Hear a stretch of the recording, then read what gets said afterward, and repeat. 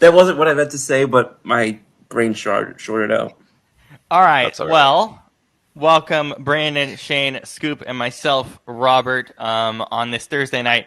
We just got the news that Netflix bought Warner Brothers.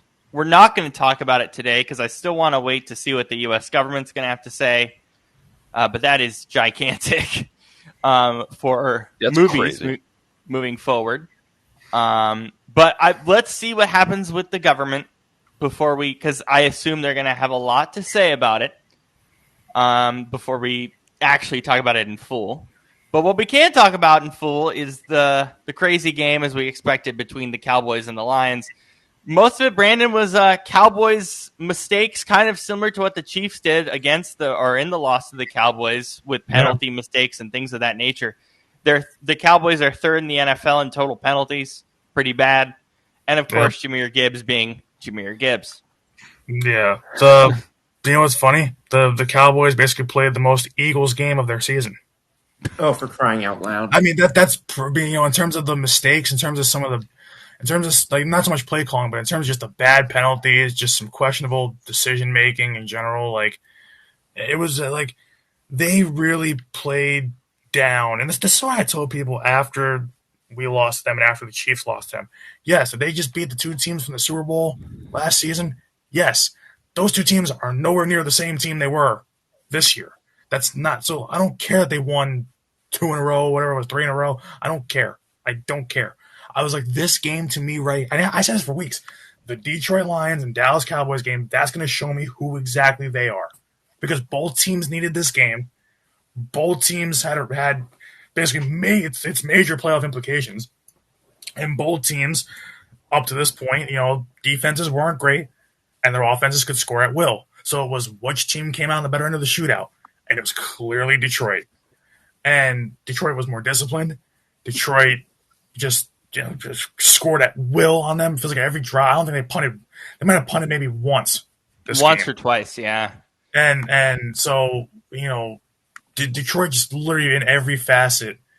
Not even really. Even defensively. Like I know Dallas put up 30 points, but if you watch that game, especially in the late in the second half, and really they played about a good 2.5 quarters of defense against Dallas, and then Dallas decided, hey, we have to really start coming back in this game or else we're going to lose, and they did. But they put a lot of pressure on Dak tonight. They forced a lot of bad throws from Dak tonight. They forced a lot of incompletions. I think Dak went 21 of, or was it 21 of 37, something like that, which isn't great. A couple interceptions too. Some of them were just forced, very forced tight window throws. Jared Goff really didn't do that. Yeah, Detroit had 5 sacks. I'm looking at it right now. Detroit had 5 sacks tonight. Detroit, to me, Detroit just exposed Dallas for what they really are, and what they were before they started getting on this heater of late. So this game just told me pretty much that, hey, the Lions can still score, but their defense is not great, even though it was okay tonight. Because they made the big plays when they had to. But the thing is, Dallas still scored 30. That still worries me if they're going to make the playoffs, because, this is what Detroit did the last 2 years, would score 30-40, but give up 30-40. So, this just feels like a lot like what the Lions are. And for Dallas, you had to have it because you're 2 games behind Philly coming into this game. So now, if Philly wins on Monday night, that's a big if. But even if they don't, you would still be 2 games behind Philly. And with an Eagles win, you'd be 3 games back. Pretty much all Philly would have to do at that point is beat the Raiders the week after, and the division's over. And then your playoff hopes are probably gone with it. So Dallas had to have this game a little bit more than Detroit, but Detroit just showed me what I knew about Dallas already, and Dallas kind of showed me what I knew about Detroit already. So we didn't learn anything. I'm happy Detroit won, and good. Anytime we get to root against Dallas, I will absolutely take it. And Scoop, I'll let you continue on where it is in the division for you guys in Philly, because winning on Monday is going to matter, but this has got to feel good to see Dallas at the straight 500 with the tie, even with the tie. It's got to feel good considering everything that's going on with the Eagles offensively, just to have that cushion. Just continue to have that slight little cushion there. I don't really look at it that way because I think I want the teams to look at themselves based on where they're at. I don't want to worry about what my rival is doing. And quite frankly, I find it disrespectful that that it was just compared that this was like what it's like watching Philly's offense or whatever the case may be. This was the third time this season that Dallas has turned the ball over at least 3 times, and one of them was 4 times. Philly has only turned the ball over twice, 3 times, and never more than that. So put some respect on the Eagles' name. Thank you very much.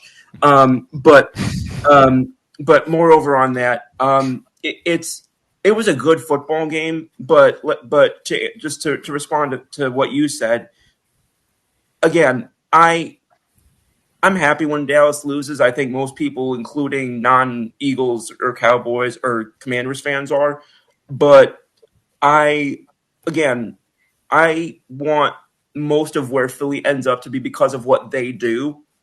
I prefer their destiny, come hell or high water, be in their own hands. So, I don't typically get super hung up on, does this team help us out or that to the like I think about it on a secondary or tertiary basis, but I think it probably matters to me less than maybe it matters to some other people, to be quite honest with you. Brandon, before I go to Shane, what do you feel on that? Do you see the point there? Nice, I see it. I just, to me, when it's just a different. I guess it's just a different point of view for me. Like for me, I look at it as like we're still chasing the 2 seed and 1 seed, and it's still in play. But at the same time, when your team is also not playing great itself, you still kind of, as a team, you're not looking back at the team behind you, but you do feel the pressure, and to know that they lost takes a little bit of pressure off. So that's kind of the issue that I have, though, is that if I don't want this team to look at that as, oh, this takes a little pressure off of us on Monday. I want Philly to play on Monday like Dallas just won. I want Philly to play on Monday like there's that pressure there, and I want them to rise to the damn occasion. Oh yeah, no, we all want that. Will they? I don't think so. But why do you say this Cowboys offense is similar to Philly? Because the Cowboys offense is far and away better. Penalties. Well, the penalties. Okay, the penalties thing I can understand. That's the only similarity. Yeah, because but that's what I was saying. Both teams are penalized to holy hell. But when it feels like that their offense is, now Dallas can score despite penalties. Philly can't. Philly gets 1 penalty, that drives over. But it's kind of that same thing where it's like, for any team, but for these 2, especially division rivals, like that's been the story of their season. It's strictly penalties. Because who leads us in penalties this year? Oh yeah, AJ Brown. Yep. Yeah. Why am I not surprised? Yeah, AJ. Not one person is surprised by that, Rob. Yeah, and that's what's crazy. It's like, Dallas has an operational issue offensively. Like even like that's why tonight it definitely reared its ugly head. For us, it's been rearing its ugly head the whole year. But Dallas also, not for nothing, but that's another thing too. In these last 2 games against Philly and the Chiefs, they got 1,000 calls in their favor, and pretty much barely won both games. They won both games by a combined 6 points. Do you know what our most penalty? Let's try that one again. Do you know what our most called penalty against us is? Holding? Yeah, false start. What a surprise. Yep. Yeah, it's. By the way, that's probably pretty similar with Seattle as well, considering how bad their O-line is. And you know what's funny too with a lot of false start penalties is the one of the biggest things with false start penalties is people are like, oh well, the offensive lineman got to be set quicker, balls got to be snapped quicker. Yeah, that goes back to coaching. These plays are not called into Jalen's headset in time. Like for any team in general. I want to ask this question though, and I genuinely don't know the answer to that. This is not a rhetorical question. Yeah. How much of that do you think has to do with the fact that we're playing 80% of offensive line that's normally second and third stringers? Well, Brett Toth was a third stringer, but the thing is, they do have the only second stringer they have on their O line right now. Well, Lane Johnson was there up until Fred Dickerson or whatever the hell his name is. So yeah. So Landon Fred Dickerson, Johnson. Fred Johnson. Fred Johnson was there last year. He like the thing is our depth. That's the thing too. Is that it hurts us as an operation, but our depth could start on like 10 teams tomorrow. That's how good they are. I'll say, wait, But, let me continue on that too. Let's roundtable this really quick. Pringles, How many teams do you think their primary problem is penalties? Just list them out. Like Philly, Oh my Philly and Dallas, obviously. Philly, Dallas, Kansas City, Yeah. Detroit, or not Detroit. Yeah. Philly, Dallas, Kansas City, Denver. Well, Detroit gets a lot of penalties called on them too. So Maybe like, Detroit. Anybody else? Um, yeah, we said Denver, so that's 5.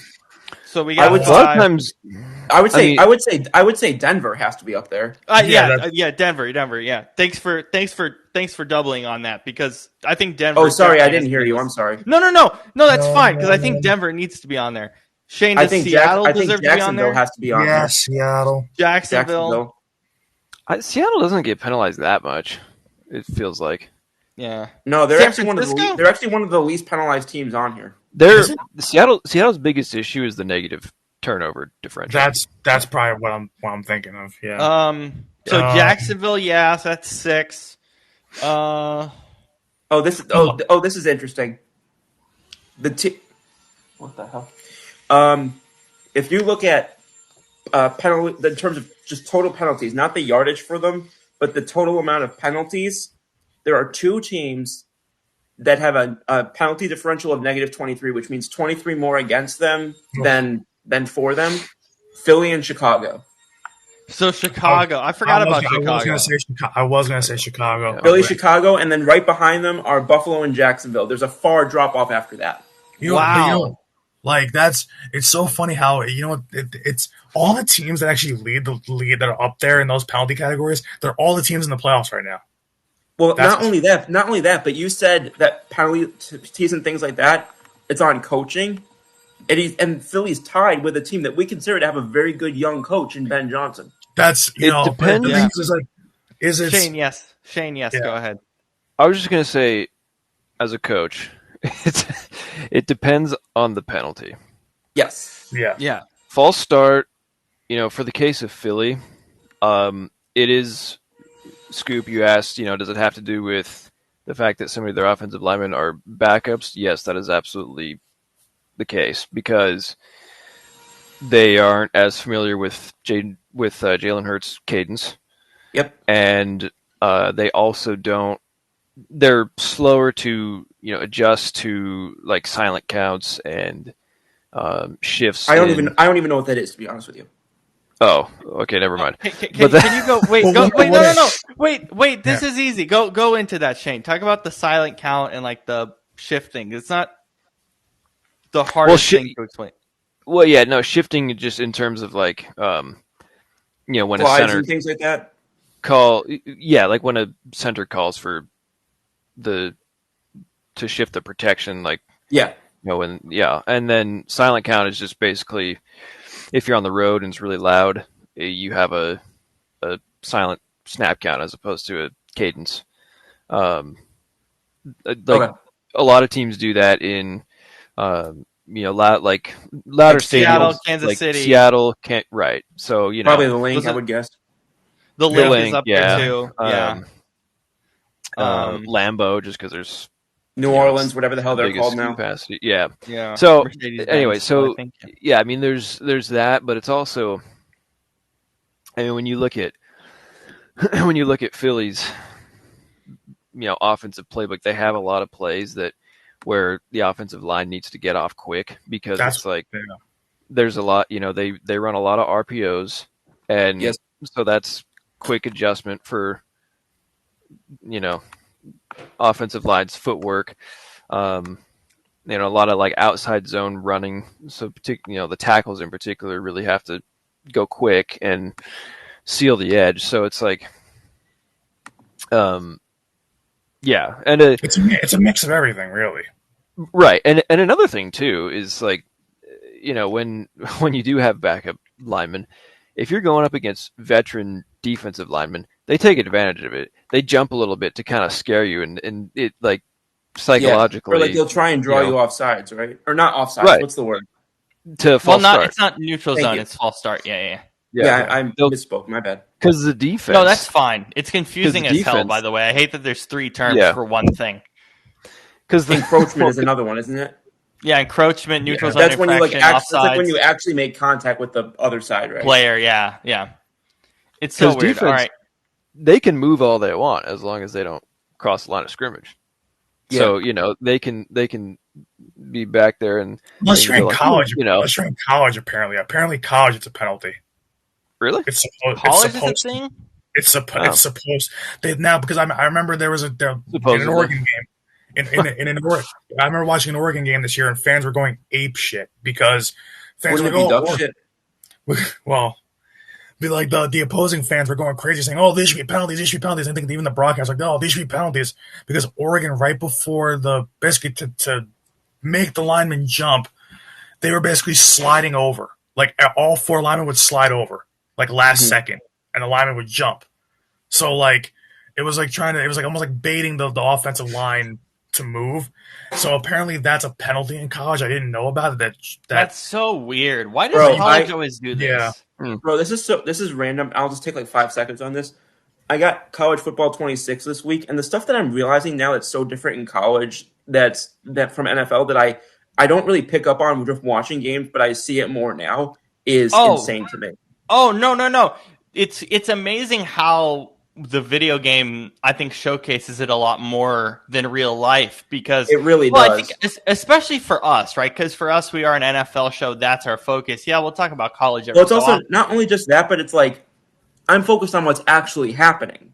So my brain doesn't always click in with isn't this the one? Isn't this like it? My brain kind of is focused on what's actually happening, not what may or may not could have happened. You know what I mean? Or like occur. No, absolutely, absolutely, and Can I even say something too that I think that is kind of this falls on officiating right now is that it's awful. Is it in just the me? NFL and college right now? Is it just me, or this is like the worst year of missed false starts and missed defensive offsides? I think especially don't we say those every 2. damn year that it's the worst year of officiation. Yeah, but okay, yeah. no. But But when I was the think, last I year think we what's said, important. "Damn, the officials really got it this year"? No, but I think what's important is what Brandon said, the specifics. At the line of scrimmage, it's been so much worse this year across the board. Like the thing is, I get if it's like a millisecond off, like between a false start or jumping offside, that like I get missing that. But they are missing some bad ones where guys are jumping by like a whole second before the ball snapped. I'm like, how the hell do you miss that? Like, you can't miss that. Like, they had that happen tonight in the Cowboys-Lions game. 2 Cowboys defenders jumped before the snap even happened. They jumped offside, didn't get back. It was snapped right as they jumped offside, then ball was snapped, still offside, and the refs didn't even throw a flag. I'm like, that is the most blatant offside I've ever seen in my life. 2 guys jump, they snapped the ball, and no flag was thrown. I'm like, are you blind? Like, that's happening every game now. Like, I was gonna say maybe. By the way, I'm just gonna. We're not sponsored by them, but if you want to sponsor us, please do. All referees get free LASIK, so go get it. Just being real here, they all get free LASIK, so I'm just being real. Like, it's so funny to me that LASIK on their social media accounts will actually like say, "Hey NFL, just remember you guys have like free whatever." Yeah, all the refs get free LASIK whenever they want it, and I haven't heard a single ref do it. It's like this is the problem I have with the NFL every year. Why they really have to look. I mean, we say this every year, but they really have to look into the rule book and really look at like these prime examples of penalties. Because if I can call better penalties, like non-calls and calls from my couch, there's no reason you should miss it. Have them take a no pun intended, a page out of the playbook from whatever that guy was who knew the book well enough that he called Washington has been advised that the referee can award a score if this type of behavior continues. Okay, wait. So here's a few things, right? That I want to see kind of implemented with the referees. One is the greatest thing the NFL has done the last 5 years is the enhanced replay assist. Yes. It's fucking fantastic. Yes. We need it to happen more. So we need Yeah, more crews in New York it's watching each individual game and being involved. So we need that. yes. The referees need to get fucking paid and be full-time employees. This is fucking stupid that they're part-time. It pisses me the fuck off. I think Even though I think they are now, aren't they? Nope. I thought they were. Nope. They still aren't. They still aren't. Are they in another league? Because maybe that's where I'm confused. Yeah, they're still not. And they have training camps and stuff, but it's not enough. We need replacement officials if officials get hurt at every game. We need to hire more damn officials. Didn't one have to leave a game like last week? There's been like There what, was two, two or three in the one last week. 2 weeks. There was two Yeah. in 1 week. Oh, There was 2 in 1 week because it was like Thanksgiving and then whatever Thursday night was. There's 2 in one whole calendar week. So those are like the 3 things that I think absolutely need to happen if we're gonna get better situation for officiating. Referees are paid starting at $200,000 as of 2025. Is it Oh full my time? god! okay. What 200? I mean, that If sounds it's pretty full time to $200,000, me. it damn well better be full time. Sign me up. I'll do it. True. Yes. And by the way, they still go through a lot of rigorous training, but they need more. It ain't Apparently not. rigorous enough. It's either not rigorous enough or it's not clicking or sticking or staying or whatever the hell word. Whatever. All right, Shane. For a last thing on this game, you're mad about the Cowboys' defensive backs. Tell us why, because we're teaching this at your local high school as well. Oh, my God, fancy. dude. Yeah. No, it's like all they ever do is backpedal. You know, which, like, I mean, not literally, but there's so many instances where,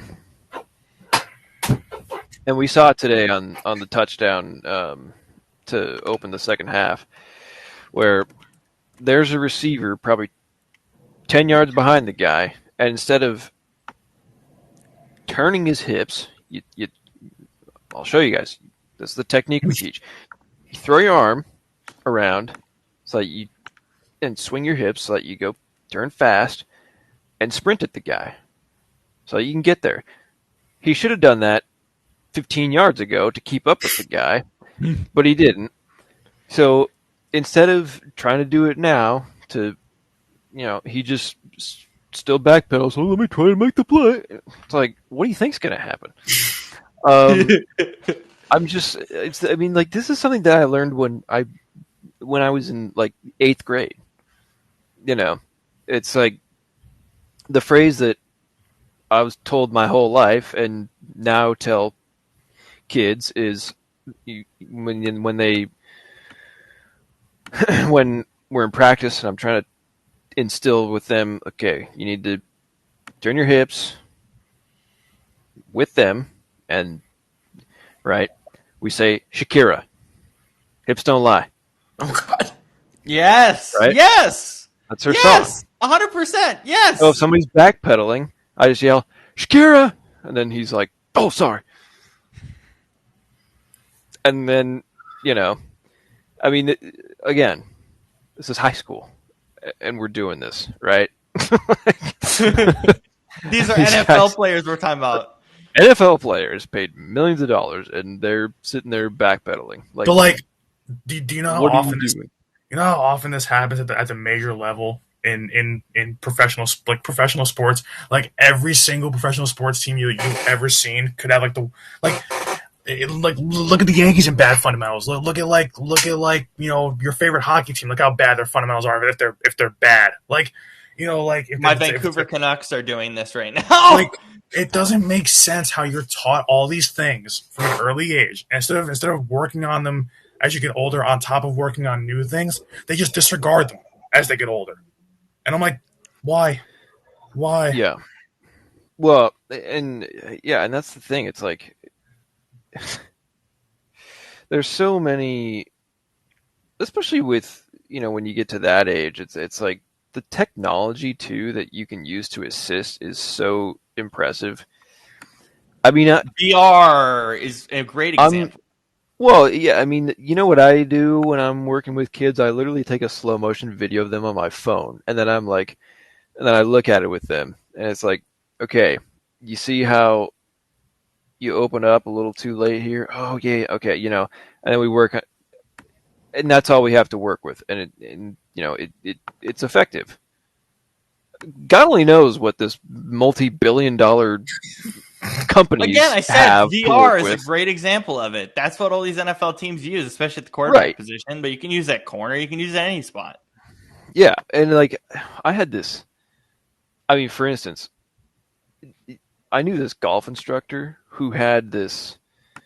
It was like a 4 camera setup that took a video of your swing, and it was like down to the you know 0.0001 degree of the angle your swing was going Yep. at, Oh, yeah, I've and used one of those. yeah. So I'd imagine that there's stuff like that for football with the pros. If golf has it, then yeah, there should be. So it's like, how are you letting this stuff slide? I don't know. I mean, I've never coached in the NFL, so I don't know. But Well, maybe I'm, Unfortunately, you know what it is Yeah. though. Bad fundamentals will always. It doesn't matter how good of a team you are on paper or how many wins you squeak by with. If you are bad fundamentally, you're not winning anything. You're just not Yeah. going to win anything. Here's the thing, though. I don't see most DBs around the league doing this. Okay. I just noticed that with Dallas, I see it every week Yeah. from multiple guys. I'm like, what the hell is going on? And this, to me, is just further proof that Matt Eberflus is a dumbass. Because because the fact that in all their meeting, this happened one week in one of our games this year where kids were doing the backpedaling when they weren't supposed to be. And in film on Monday, right after it, we handled it. And they never did it again. You telling me you're 14 weeks into this season for an NFL team, and you have not ironed that out yet? Like, what? And it's not, I would say, I would give them an excuse like, oh, well, it's a really complicated defensive system and they're trying to.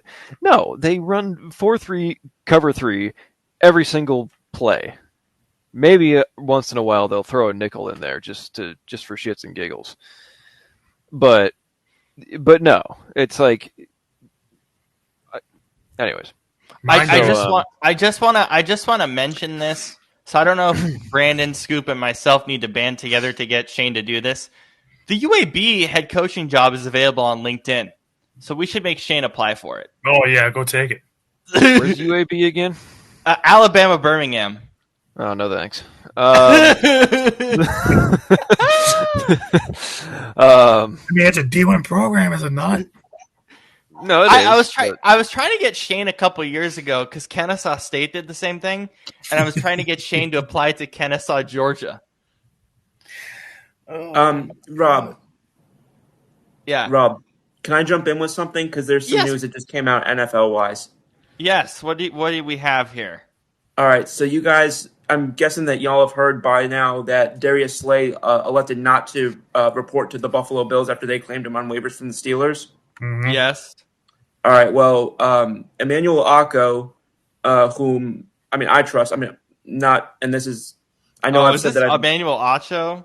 Yeah. Acho, sorry. And I know I've said that I trust him and I have met him personally. This is not a biased thing, so I don't want to come off that way. But Emmanuel Acho, having said this, that he basically told him, the quote was, "It's not a bad fit. It was just a bad time. He feels too old to want to go to a new city, so far away from I guess from his family." That context was a little bit murky. But he's in communication with the Bills. They're trying to work through it. He hasn't elected to retire at this time, but location sounds like it was a factor into reporting to Buffalo. And it remains to be seen what happens there. Yes, it is of note that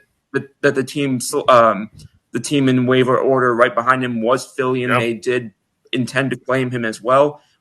It was not clear whether he would have reported to Philly had they not lost the claim out to Buffalo. But this is an update that just came in at this time. So I'm gonna quickly say this about the waiver claims. One, why is this not public information? Why can't I not see the waiver list? The order is. Yeah. I've been trying to look for this for years. If someone can find it somewhere for me, I swear I just found it like a few hours ago. I've never been able to find it. And secondly, Brandon and I had this conversation. It's based on. After the first 3 weeks of the season, it's based on current NFL standings. Yeah. In the first 3 weeks of the season, it's reverse of the 2025 NFL draft order. Wait, but hang on. If you claim somebody and you don't get them, do you go to the bottom like in fantasy? No. Oh, so it's not like okay. So my whole thing. And Brandon and I had this conversation earlier. And I with like, oh, why do we have waivers for veterans and all these different things? My whole stance with it has been have waivers, but in the early 2000s, this was a huge thing in the NFL, which is if a guy is like a veteran and in his last year, like an Adam Thielen, potentially Slay. I feel like the team should just have respect enough not to waiver claim a guy. Well, so here's the thing. In general, that's an understanding for teams that are not in contention, but Buffalo's in contention. So I guess they didn't feel like compelled to abide by guess. it. I guess the that's crazy fair. thing is, to me, I understand Buffalo needs corners, but your secondary is garbage anyway. You employ Tre'Davious White, who's older than dog crap. Well, I mean, you could say the same thing for the Eagles because you guys have. If your dog's that old, how long have you gone without cleaning up after them, Brandon? That's what I'm saying. He's like moldy dog crap at this point. Like that guy is so slow. Nowhere even close to what he used to be. I mean, same thing. You're getting that again with Darius Slay. But here's the thing: when you think about it this way, he'd be the CB1 in Buffalo. If he would have gotten to Philly, it would have been the CB2. I trust him as CB2 over Dory Jackson and Keely Ringo at this point. So, yeah, let's not even bother bringing up those names again on the show. But I will really quickly ask this question, and I want an honest answer with the Adam Thielen thing. You're always going to get an honest answer on this show. Okay, being realistic, I get the standings and all this stuff. Let's just be 100% realistic here. With Adam Thielen being Buffalo is always in contention, even though we have issues with Buffalo, which have been well documented, right? Adam Thielen, he went to the Steelers, right? Right. Yes. So that's my question. Regardless of standings or anything, does anyone here really think the Steelers can win a Super Bowl this year? No. Nope. No.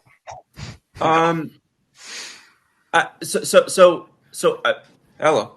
So I would say no. However, I think that they, like, for example, let me pull up the standings real quick, just because I want to just make sure that I get this as close to accurate as possible. It's probably not going to be 100% great, but I just want to see where they would have been in the waiver order, because they would have been fairly close to the bottom. So they're tied right now with the Ravens and Chiefs. So, I mean, they're 500. They're like the closest to like straight pure middle of the pack that you can be. That's what I was saying. They would probably be like 16th or 17th, right? Somewhere around there. But like, so I don't know. To me, that's like just at the point where like it becomes acceptable to make a waiver claim. Like if it had been like, but like if it had been a team that was even lower than Minnesota, that would have been not great, or even like the Dolphins. But like once you start getting to like the Ravens, Steelers, Chiefs, Cowboys, I mean, you could convince me any one of those teams could at least win a playoff game, and after that, who knows? I guess that's fair, especially with this NFL season. I guess it's fair. Yeah, I don't know. Like I just for Slay and Thielen, since it's their technically last seasons. No, I agree with you. If let's just let them go where they want to go. That's how I felt.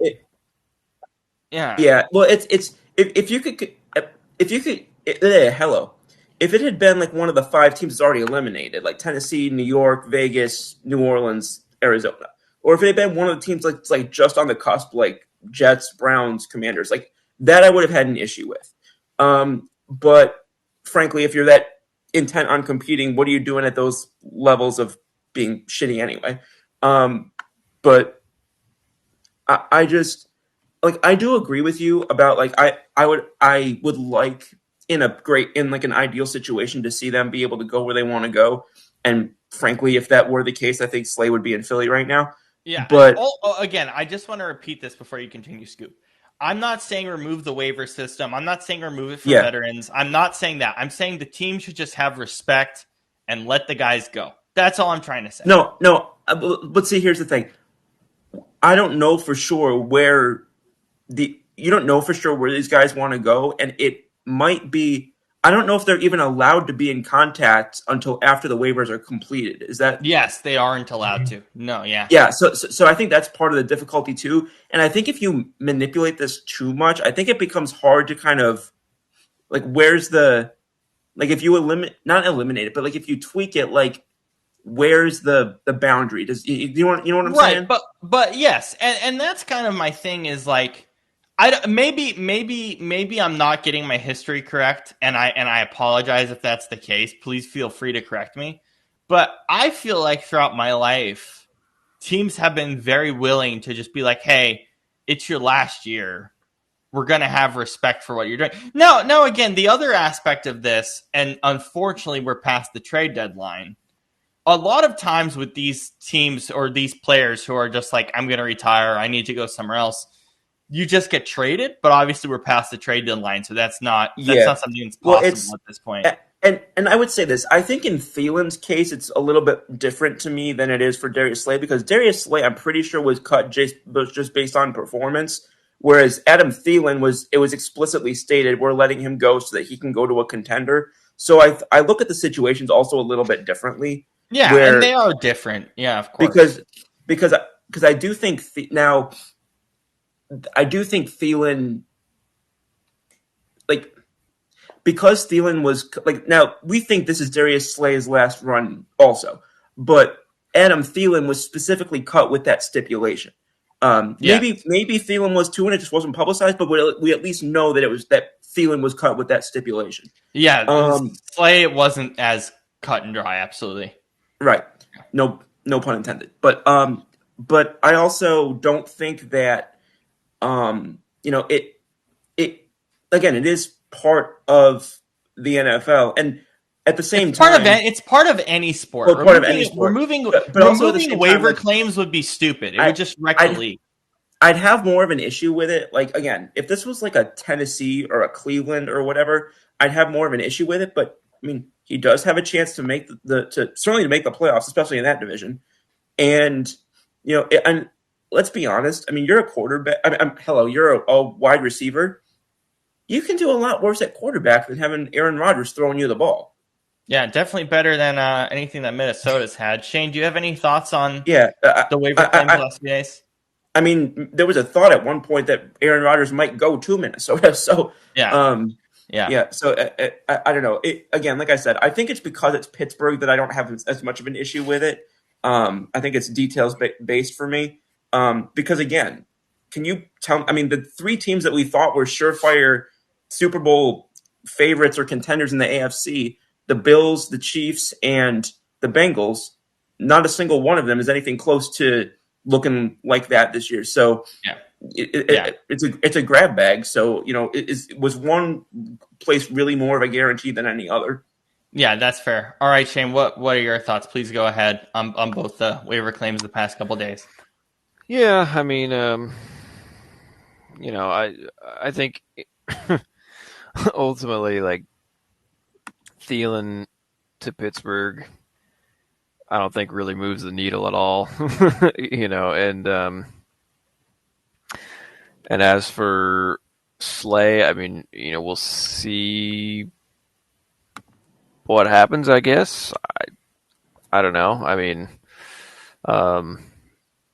same thing either way. Like, if he ends up in Buffalo, I don't think it changes a lot for them because, like Brandon said, I mean, they're still like they still That have the rest of secondary their is entire yikes. secondary. Yeah, that secondary is huge So- beyond belief. Yeah, which is 4 or 5 guys, and what's one guy going to do there? So, especially when he's past his prime, and We squeezed but the last juice out of that orange in the playoffs last year. yeah, exactly. So, Yeah. yeah, All right. Well, let's do guess the line before we do games of the week. I saw. We are doing guess the line on DraftKings now because ESPN Bet is no more. Bye bye ESPN Bet. I saw the line DraftKings. for Packers Bears, so that one I'm out on. If we do that one, Okay. I wasn't planning. I guess we could do Packers Bears, but I actually wanted to start with Monday Night Eagles Chargers. If you guys haven't seen it yet, I have not. I've not seen any of them. So I certainly haven't seen it on DraftKings. I think I've seen it, but it's been a while since I've seen it, so I forget it. But I don't know. I don't remember if I've seen it or not. Anyone who got the notification from the group chat, by the way, that was just what I already said on yeah, on the I show. appreciate you confirming that. Yeah, well, I just wanted to have the substantiation, so I wasn't talking out of my ass. No, I wasn't expecting you to at all. I appreciate you bringing it up. No, so no one's seen the Eagles Chargers line, right? I just want to 100% confirm that. Okay. Not on DraftKings, anyway. I saw it on something else like 3 days ago, but not on DraftKings. Okay, so it might have changed. So all right. I want to do Eagles Chargers first, just because I think it's the most interesting. It's also the most so, sorry, what, Brian? I didn't hear what you said, bro. The Monsters Inc. game. It is the Monsters Inc. game. Oh, no. I actually don't even know if I'll see the game because I might be still traveling home. I know I'm traveling home Monday. Well, we'll keep you updated, my friend. You'll hear me screaming, screaming from all the way up here, so you're fine. Yeah, without my hearing aids in. Yeah. All right, Eagles Chargers guess the line. The Monsters Inc. game. Yeah, I will be having notes about the Monsters Inc. stuff because it's super funny. I'll go last just in case the line hasn't changed. Okay. I'll say. What's Herbert's status? Do we know? It's still up. Still Justin Herbert. His status right now is that we're looking at. If I were to put a percentage on it, we're looking at 85% Herbert will play. That is insane to me. Yeah. Yeah, because they still don't know for sure. He was limited in practice again today. He wasn't full. So yeah, I don't think he's going to be full all week, and I think he's still going to play. Yeah. I'll say Eagles -3. Brandon? Yeah, I saw the line early in the week, but I don't know if it's moved. Should I give the line that I saw? Yeah. So I believe it was Eagles -2.5. That's what I was going to say. You're right. So I'm not going to count for any of you guys, but yes, it's still Eagles -2.5. Yeah. That's what I would have said, but I didn't know. I feel okay with that. I have a pick'em question for you guys before we do this next game. If it's did I get my pick in time? I made him do it too. Okay. Yeah, you reminded me. My question for the pick'em league is: did any of you pick the Chiefs over the Texans? I haven't made the rest of my picks yet. Okay, but for the rest of you who did you or did you not take the Kansas City Chiefs? I actually don't remember. I think I. You sound like you're in a detective interrogation. Did you or did no? You not? I am because I'm wondering. I took the Texans, and I feel pretty confident about it. I think I took Houston as well. I feel pretty confident. I think I took the Chiefs. I think that game's an Arrowhead, right? It is. I think that's the only reason I took Kansas City. So here's if I pick Kansas City, that'll probably be my reason why. Also, here's my reasoning. I think the Texans' defense is going to kill this offensive line. I think they're absolutely going to kill them. So that's why I took Houston. I'm fine if you guys take Kansas City for those reasons. It's your choice. I was just wondering. Now guess the line for that game. Scoop, sorry, go ahead. Well, no, I was just going to say, much like if I choose to take Kansas City, I said it because it's in Kansas City. Similarly, if I choose Houston, it's probably going to be for that reason also, the D-line versus O-line mismatch. Yeah. So guess the line for Texans Chiefs. The Chiefs need to win this, by the way, because if the Chiefs don't, their odds go from like 35 to 40% to 11. That's So they Buffalo have to Because line. it win this. because it's in Kansas City, I'll say Kansas City minus two and a And half. I just think that well, listen, that desperate times call for desperate measures. If you know, desperate teams when they know their backs against the wall, you can only go up from there because if you go down, your season's over. So it's like you literally have to play your ass off. So It's a playoff Desperate game for Kansas Yeah. City, right? Like Yeah. it literally is. and Yeah. the thing is, they're gonna treat it. I mean, I think it is for both of them, pretty much. Yeah. I think it is for both of them, but especially for Kansas City. But the Texans were Yeah. left for dead. They're to me at this point. I mean, I know they don't see it this way, but all of us do. Is that they're pretty much playing with house money because they've already had a great resurgence this season. Like the Chiefs have been crap all year. Like the Chiefs need this one. Like I know that Houston does too, but still, just because it's in Arrowhead, I'm gonna say, oh boy. I mean, but the thing is, Houston's been great lately. But Vegas doesn't care because Vegas doesn't watch the Houston Texans. And they love the Yeah, Chiefs, they love the Chiefs. And they really So I'm just gonna say, even though they're division I'm just gonna rivals. say Chiefs minus 2. Yeah, I'm gonna. I think. Scoop, you said 2.5, right? Wait. I haven't guessed Yes, yet. Your Honor. Yeah. No, that's fine. I was just confirming with Scoop because I want to make sure Gotcha. my eyes are correct, my ears. I'm going to pick. I'm picking Houston. However, for the line, I'm going to guess it's going to be Kansas City minus 5. Ooh. Kansas City minus 3.5. Oh, so right in between us all. Okay, Yeah. Pretty much right in between. Brandon, you said you saw Bears I Packers, saw Bears correct? Packers. I just saw it like an hour ago. Did anyone else see Bears Packers? No. Okay, Bears Packers for Scoop and Shane. Where is it? It's in Green Bay, Wisconsin. Hey. Sorry. You're good. You can imagine Packers. what it was that made me do that. Packers minus 1.5. Scoop.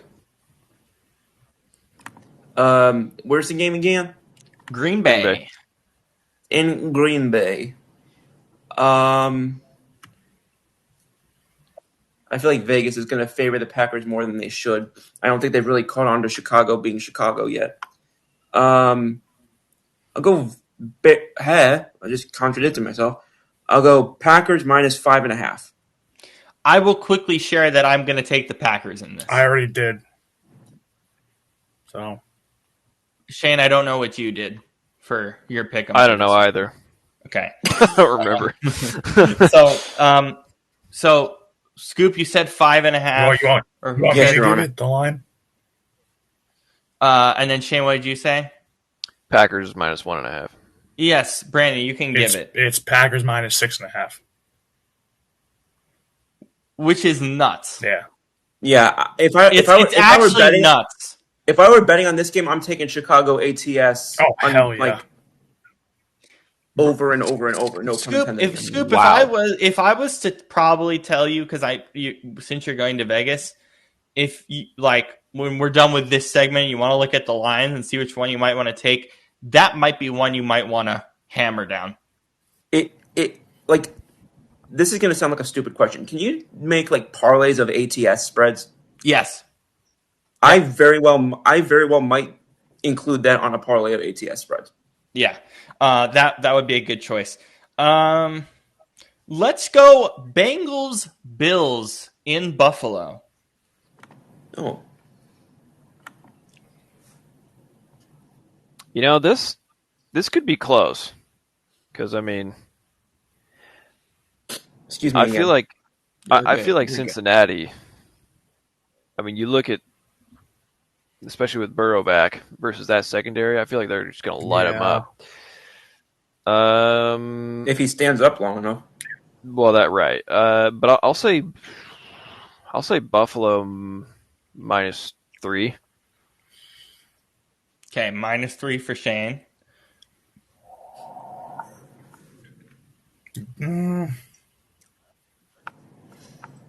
I guess I'll go a half higher. I'll say Buffalo minus 3.5, just because I know Joe Burrow's back, but I think Vegas has also left them for dead because they have to win out just to probably get in to the playoffs and have to have a little bit of help.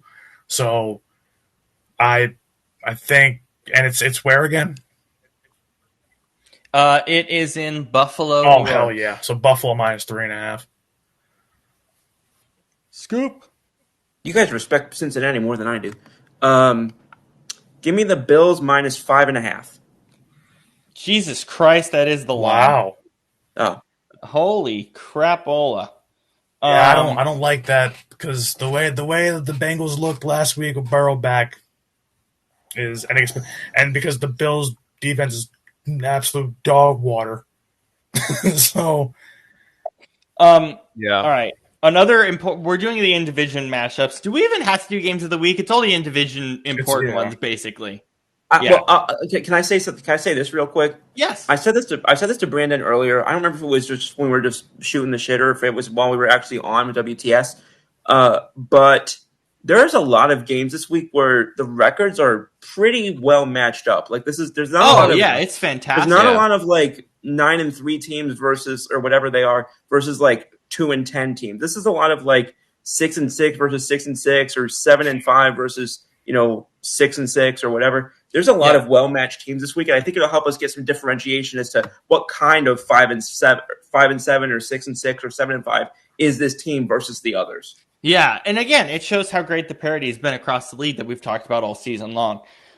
Colts, Jaguars. A couple notes: Jaguars are at home, and the Colts quarterback Haniel Donez still has the fibula injury that he can't move on at all.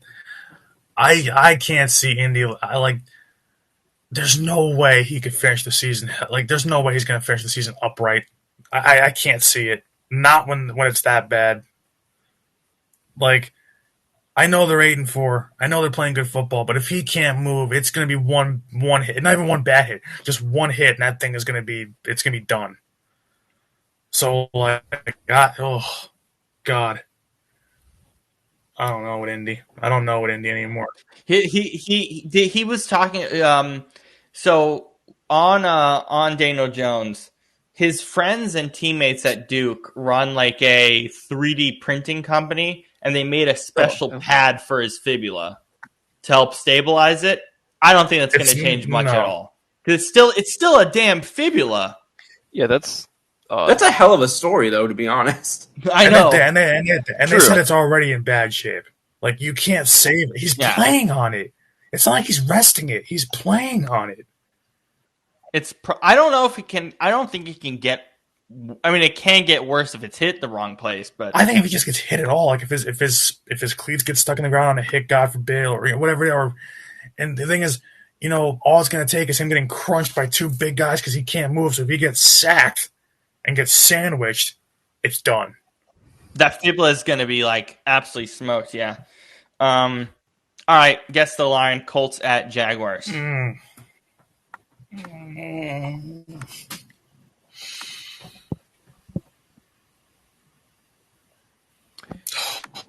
Jags minus 6.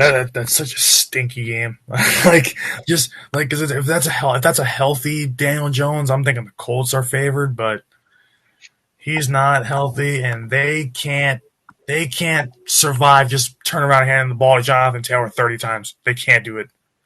It's not going to happen. I think Vegas likes the Colts a lot because they're like the Cinderella story, one of the Cinderella stories of the league this year. Shit. I'm gonna say Jags minus 4.5. Scoop. This was Jags Colts, right? Yep. I'll take the Jolts at what? Let's try that again. I'll take the Jolts. Oh my and god! That's the Scoopisms. The Jags are the Jolts. I have like verbal dyslexia, I think. But like, okay, remind me, where's the game? The game's in Jacksonville. Jacksonville. It's not the biggest home field advantage in the world. No. I'll still take Indy, but I'll take them at a lesser margin because of his gimpy leg down there. But give me Indy minus 3.5. Indy minus 1.5 is your line. Okay, that's excessive, I think. Wow. That is wild to me. That is Beyond. bold So I for a guess team. Vegas- That is bold for a team that people had. So Vegas doesn't care about injuries, apparently, especially significant ones. Especially the quarterbacks. Yeah. Scoop, what were you going to say? I don't remember. Oh, you're okay. No, okay. I said that was a bold team. That's bold for a team that a lot of people had ticketed for Santa Clara a few weeks ago. Yeah, true. Steelers at Ravens. Our last important divisional matchup this week. Oh, God. I don't like it. I don't like it. Ravens minus 6. That's the team. That's the game that's both teams are 6-6, right? Yes, and whoever wins leads the division at the end of it. Oh, man. Why are you struggling with this? Because Well, I think Brandon wants to give this game pot cookies. Do you? it's up there. It's No. up there for me. I mean, I'm not saying it is. It's not my pot cookies, but it's up there, man. You look like you're sitting at the proctologist. Like The proctologist. because it's like God, that Ravens defense is garbage, and then the Steelers have a 41-year-old literally corpse at quarterback. statue. Like- Corpse. Like, I don't like this game at all. Oh my God. Really, I couldn't tell. Listen. I guess if I had to pick one, I'm gonna say Ravens minus 5.5. Scoop. It's the most agonized I've seen somebody over a pick in my life. But let me think. Steelers versus Ravens. It's at M&T Park, right? Yeah, Or whatever the hell M&T it's Bank. called. Yep. Yeah, that. M&T Bank Stadium. You know what'd be really cool? I wonder if someone could figure out is there a betting? Are there betting trends that tend to appear more at stadiums that are named after banks? Okay, I think there might be. I'm losing my mind here, but back to the There's a actual lot of Thought, banks. though. back to the actual question. I'm still taking Ravens for sure. Give me Ravens minus. Give me Ravens minus 4.5. Ravens minus 5.5. Yes! Brandon with the win. Oh, that's right. Let's go, Brandon. Wait. Now you understand the inner turmoil that was in my brain. Because I'm thinking about it it's a home game for the Ravens, but it's a division game. But Aaron Rodgers is a corpse. But the Ravens have no defense. So I'm like, oh God, which way do I go? I threw 5.5 as a shot in the dark at a dartboard, and it stuck. I literally was like, okay, Ravens minus 2.5. So for a field goal, add 2 points for the Ravens being there, and then that's where I got 4.5 from. All right. Commanders at Vikings. That's all. Is our final Jaden one. Daniels is back apparently. I Yeah. don't see. So is JJ McCarthy. Back. I don't. Yeah. So is JJ McCarthy's I back don't see too. any reason to play. I don't see any reason to play either one of them because their season's over. And I don't want them getting. I would agree with you on that. But if there's anything we know, we can't exactly trust Dan Quinn to know when to put his quarterback away. That is very true. I'll go commies minus 7. Where's that game? It's in Minnesota. Minnesota. Tiny Coke. Minnesota. Minnesota has no home field advantage. Look how crap they are. That's our second Biden reference. But in that's 1 what. minute. That's why I said it. Oh my God. Especially with you. Minnesota. I mean, listen. If it was Mariota in there, I would have said freaking Commanders minus. No, it's Mario Todd. Oh yeah, Mario Todd. Jeez. Oh, did you guys see that freaking I hate that freaking video? No. That's actually how he says his name. So it's actually Mario. Anybody's saying that. I'm from New Jersey. It's Mariota. Done.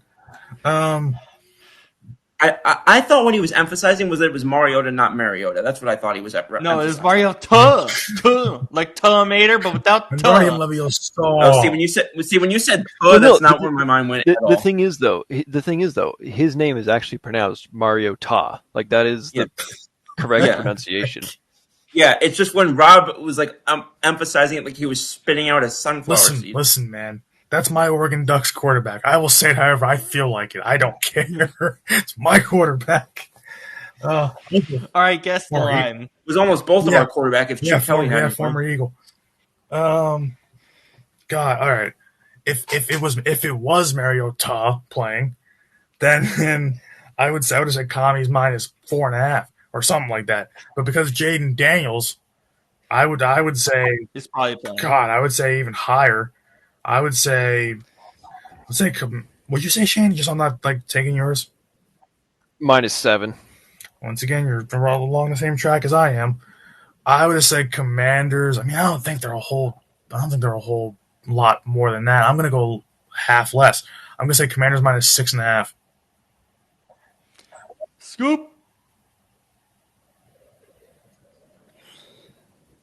I want to agree with y'all in some capacity, but he's coming off of a significant injury. I don't trust his coaching or his coaches. Which quarterback are you talking about? They both are coming off significant injuries.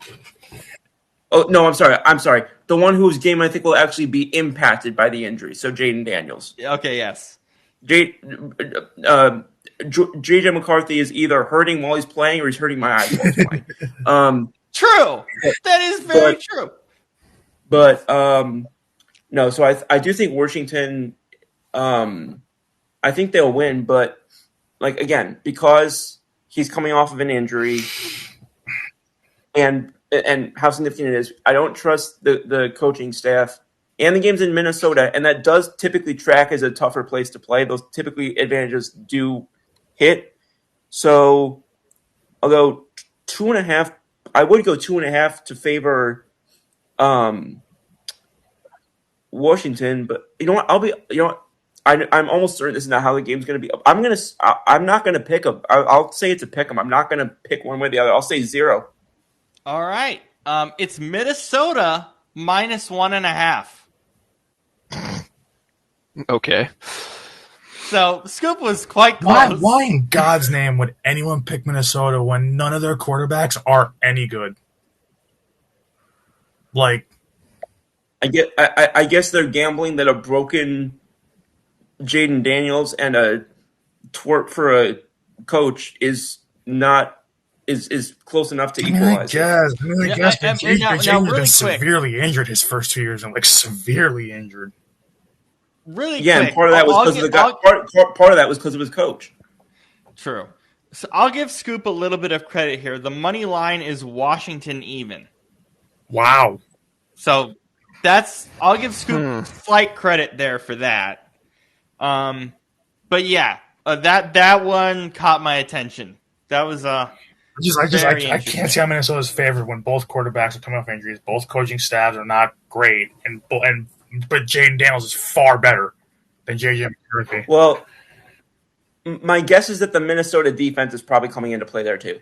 Yeah, I would assume so. I definitely like Minnesota's. It's so funny because Minnesota has the offensive coach, Washington has a defensive coach, but I like Washington's offense more and Minnesota's defense more. It's so true, though. Nothing makes any sense. Yeah, it doesn't make any sense. Oh my god, it's so true. Oh my god. Okay, pot cookies game of the week, Brandon. There's a lot of good choices here. That one. Yeah, for sure. That one. My pick was this was the easiest question I've been asked this whole season. Wait, you said pot cookies, right? Yeah, pot cookies. Yeah, that's what I was saying. It's saying that's the easiest question I've been asked this whole season. Okay, so what's your answer? Tennessee Cleveland next. Tennessee Cleveland. Oh yeah. I just had to sit through that offense in the freezing snow in freaking with drunk assholes all around me. Under Myles Garrett 5 sacks in that game. I'll still go under. Is that what the actual No, I'm number just saying. is? I think that's a good line. I'm still going to go under. But I'll go barely under. I'll say he goes 4.5. yeah, I was going to say 4. I agree. See, But- it's a good line. But just like, and this is what I was saying earlier. You and I were talking about this on WTS. Excuse me. You put a Tyrod Taylor or a Trent Dilfer level quarterback on that team, they win at least one playoff game just off that defense alone. yes. Their quarterback situation doesn't suck. That team is a genuine AFC competitor. Oh, yeah. Yeah, 100%. Yeah. Other games in contention, we obviously mentioned Commanders-Vikings. I would like to mention Broncos-Raiders. That looks atrocious. Rams-Cards, even though it's in division, don't really care. See, it's hard. Every week I go back and forth on pot cookies between is it pot cookies because I think one team's going to maul the other team like a rabid wolverine, or because I think both teams are just going to be completely useless. Saints Buccaneers, yikes. Dolphins Jets, ew. Any Falcons game I like. Seahawks Falcons sounds entertaining to me. Two really good defenses. That I think is going to be a sneaky, interesting watch. Yeah, let's do guess the line. That one's in Atlanta. Let's do that one really quick. Seattle and Atlanta. Seattle -9. It should be, you would think, right? But the Falcons' defense isn't that bad. And up until a couple weeks ago, the Falcons' defense was what top 5 in the NFL. So, if they get any pressure on Sam Darnold, it could be an interesting game. I'm gonna say Seattle. I'm gonna do. I've realized as I've gotten older when we've done this game that each year that we've done it, I tend to start picking the halves more than picking the full numbers. So, but still, I'm gonna say Seattle minus. But Seattle doesn't blow anybody out, and the Falcons don't blow anybody out. So They have blown a couple of Have people they? out. I mean, Well, yeah, Seattle the same. just did to Minnesota last week. But that's Minnesota Minnesota. without- It might as well be the And the Saints. And the look Saints. at look at those teams.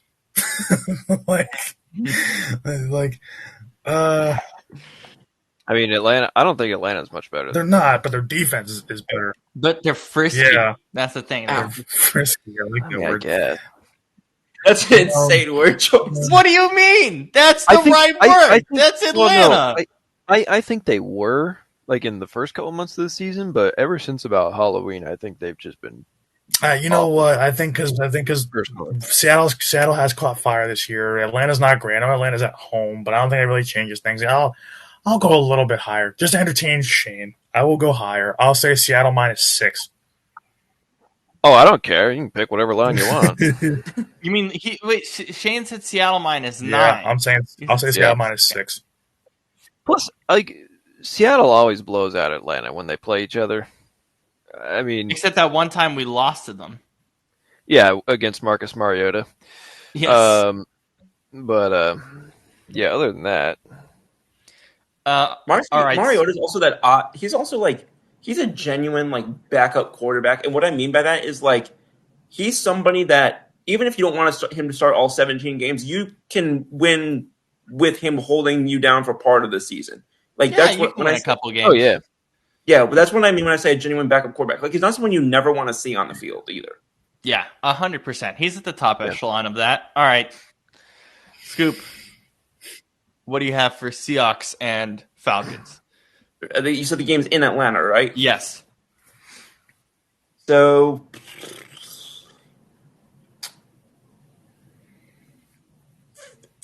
So one of y'all said 6, one of y'all said 9, right? Yep. Brandon said Yep. 6. Shane said 9. and no Takashi. So I'll cut the difference and I'll say I'll cut the difference and I'll cut the difference and I'll say 7.5. It is Seattle -7. Oh. All right, Shane. I know you got to hop off, but If only If only dating apps let you be this specific over inches. Yeah. All right, Shane, I know you have to go. So we're going to do this quick. But as per tradition, we are celebrating My Cause, My Cleats. There's a website actually here on our thing, or on our Instagram page. And you can go check it out as well. It's mycausemycleats.com. You can search by your player, your cause, or your state. So there's a bunch of different great ones here: military, social justice, mental health, youth empowerment, health and diseases, family well-being, environment, cancer awareness. There's some really cool cleats here. I think the person that actually won for me was Mike Rabel. He did Movember this year for, I think it was one of his defensive staff. Derek Barnes has Detroit Youth, which I really love. I'm just reading through a couple of them here. Miles Garrett honored Lufen Lumberg, who was a young athlete who dealt with cancer. Solomon Thomas, youth mental health. Any ones that you guys want to look through as well? Maybe some Eagles ones, Brandon and Scoop on the list. I actually wrote down a couple names. Yes, please.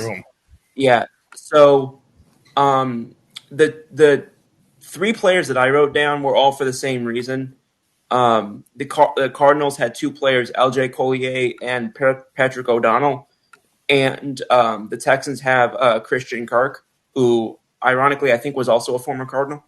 And they all mentioned pancreatic cancer. Yeah. And this was particularly significant to me. Just we did this on December 4th, which happens to be my grandfather's birthday. And you guys all know we lost him to pancreatic cancer earlier this year. So just the fact that I saw that and saw that on his birthday, that meant even more. So I just wanted to shout out those three players that, because obviously any sort of, work toward the fight in cancer is obviously noble and important and incredibly appreciated. But it did hit different to me to see that specific one, knowing that it's called the silent killer and knowing how my own family was recently affected by that. Yeah. It definitely caught my attention as well. So especially on his birthday, I just wanted to specifically shout out those three guys for that. Yeah, absolutely. That's wonderful. Great. Yeah, absolutely. Brandon, Shane, anybody that sticks out for you guys? I wish I could actually see them, because I don't know how you guys can see them. I can't. I did it on my phone. Yeah, I'm on my phone. It's on that link. Yeah. You can click on the player, and then you can see there's learn more about drop down menus. You can sort by team, you can sort by cause, you can even sort by state. Yeah, it's like when I click on them, it's not giving me the actual cleat. It's just it gives me a link to their. No. It unfortunately it's the cause. It doesn't show the actual cleat itself. Yeah, because I can't. Which kind of sucks, because unfortunately with this one I can't really see the There was the one year where we could see the cleats. Where are we? Yeah, I know. I don't know why we can't see them this year. Like classic NFL. Like, I wish I knew like the causes that some of the guys were doing. Like, because like I said, especially because some of them say other, some of them like, and the thing is, when we do this every year, some guys have really cool like color schemes or have like really cool personal stories behind it. Like, I wish I could actually see the cleats from like these players and these teams, not just Philly, but like the one year, I think it was last year, we were able to see it. I don't know why we can't see it.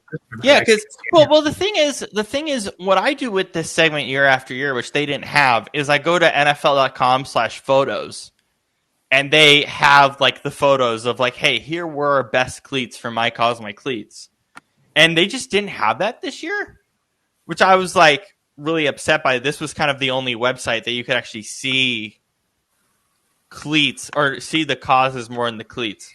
Kind of sucks. Some of them are up on the NFL auction site right now, so you can see those. Yeah.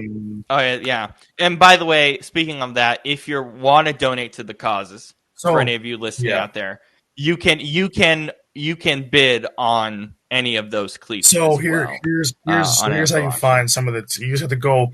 Don't go to the NFL thing. Search up My Cause, My Cleats, but then look at the teams, because after you scroll down on the Google search, it goes My Cause, My Cleats, like, and it says Giants.com or Eagles.com or Niners.com. I put in the auction page. Yeah. On our chat. If you guys want to look through it in the But auction like the page. Eagles page, you actually have the cleats on here. Like when you go to the Eagles page. Yeah. So you guys can see that on the auction as well. Yeah. If there's any of them that One Sam Ellinger one has that such a cool one too. one that I caught my attention was Micah Parsons. Is for the Lionheart Foundation, which is like it's like education for people that are imprisoned, which is just very important to lead to lower reoffense rates. And there was also the Derek Natty. I can never remember how you pronounce his last name. I thought it might have been. Yeah, I'm not Yeah, even Derek guessing. Naughty. Naughty. Yeah, Naughty. Okay, I thought it was from the Chiefs. To suicide prevention, and I saw a picture of his cleats too, and it was a really cool design as well. And just mental health awareness and that sort of thing. And same with AJ Brown. Yeah, his are very mental health focused, as obviously he's come out about his own struggles. And what else? Derek Barnes was a cool one as well. It's about helping kids in Detroit kind of explore talent and within themselves, and giving them the inspiration to kind of pursue something greater, which I always like. So Joe was it? Yeah. I know he's not playing this year, but Joe Mixon's ones for cancer awareness. If you look at his, I don't know if I don't want to get it wrong. I don't know if that's someone he knows, if that's a family member or whatever it is, but it was cleats that were in remembrance of a young woman, I guess, that he knows, maybe a family member or somebody he just knows. But they're all pink, but it has her face on one side of them, and on the other side it has rest in peace, her name and the date. And so, wow, he's got that for cancer awareness, and I mean they're really well done. I mean, there's the Texans have good looking ones. Who else is good on here? Well, yeah, CJ Stroud. I mean, they're all like, the thing is the way that they make these every year is just so it's clever. It's really cool to see that, like, either they'll do like foundation type colors, or they'll do like their own kind of like creative, like custom colors for it. I just wish that there was more, but there. Yeah, this year was hard to just find the cleats. Yeah, I'm trying to that look, it has I'm in trying to years look past, through, which I don't love. I'm trying to look through all as many of the teams as possible. But a lot of them, the thing is, a lot of them also have like the same kind of color schemes, obviously as the foundation that they're having on their cleats. But that Joe Mixon one was interesting because that was like a personalized one, so that one stood out to me. There's just like a bunch of different ones. I'm just trying to find like others that like are like really, really stand out. I mean, they all do it in their own way, but there you go. Like this one's really cool. Like Pat PS2, Pat Sertan, his cleats. I don't know. Did the kids help him design this? But he did it for his own foundation, and it says for students in financially disadvantaged communities. And they ensure that these students have the same access to their suburban peers to ensure success. So, and I think he had the kids kind of like paint on these, I guess, or kind of do the color scheme for him. That's what it looks like. So, That's always really cool. Yeah, like I remember last year. I think Jalen Hurts had those custom cleats made by the kids. Uh, Yeah, and Josh Allen is. If you see the Bills hats that he's wearing, those are customized by kids as well, yeah, like in the post game pressers and stuff. like there's so many on here that are just really really good. Like it's just a shame we can't get to all of them because I want to be able to see more of them. Like I'm trying to go by team here and look through, but um, Yeah, I just want to get through, as much as we can with them, yeah. just to say like, hey, go check these out, and bid on them if you so wish, because they are amazing. See what else Yeah. they got. I mean, they've got like a lot of them have like the same kind of like color schemes. I'm trying to find stuff that like really stands out. Like I like the more personalized ones. I like when players are able to do something where they have, if it's like a children's foundation, they'll have like the kids design it, or they'll have like, or if it's like a cancer foundation, they'll have like it's someone that they lost on their cleats or whatever it is. Like that's really cool. Those are the ones like I want to really highlight. They're all important, but I really want to highlight those because those it takes it to another level. So like I'm just trying to find more of those, but I mean, I'm not quite seeing them right now. There's a bunch of different ones. I don't know. I mean, I'm trying to look. I'm really trying to look because I'm seeing a lot of the same, like same cancer foundations and whatnot. So, I mean, but there's really a whole bunch of some of them are just like like in team colors, but like in a slightly different colorway. Um, but these I'm looking through the Rams one right now. Like the Rams have a few good ones. Like there you go. Like this is a cool one. Matt Stafford's uh Children's and Women's Hospital, Miller Children's and Women's Hospital.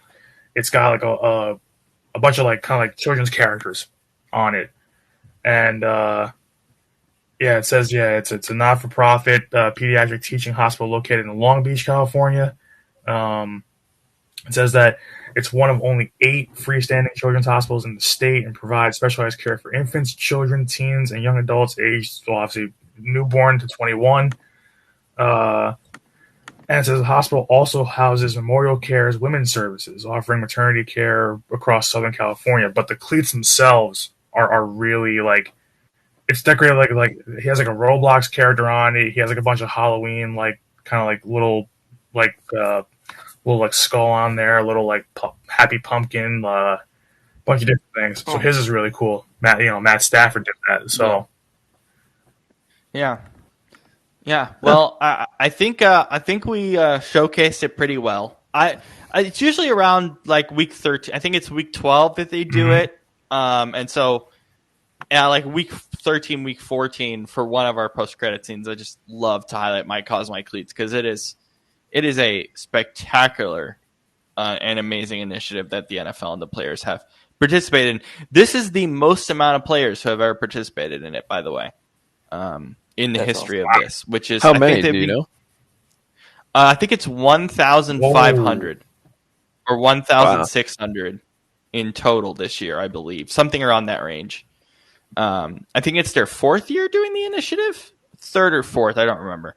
But yeah, well, about averaged about 1,500, I believe, this year, and that's players, but then they don't count staff who participate in it as well, and other people throughout the building. So, well, yeah, I mean that's on each week there's 1,700 NFL players on an active roster, so almost all of them, pretty much. Yeah, it's amazing. So, great to have that highlighted again. If you want to donate, it's all there on NFL auction to go donate for those cleats. They all look really good. There's some from years ago. There's some from this year. So if you wish to donate, please go ahead and do that on the NFL auction. Well, that will be it. We'll see you on Sunday night after Texans and Chiefs. That should be very, very fun. So for Shane, for Brandon, for Scoop, for myself, Robert, we will see you on Sunday night. Peace out, everybody. See you, everybody.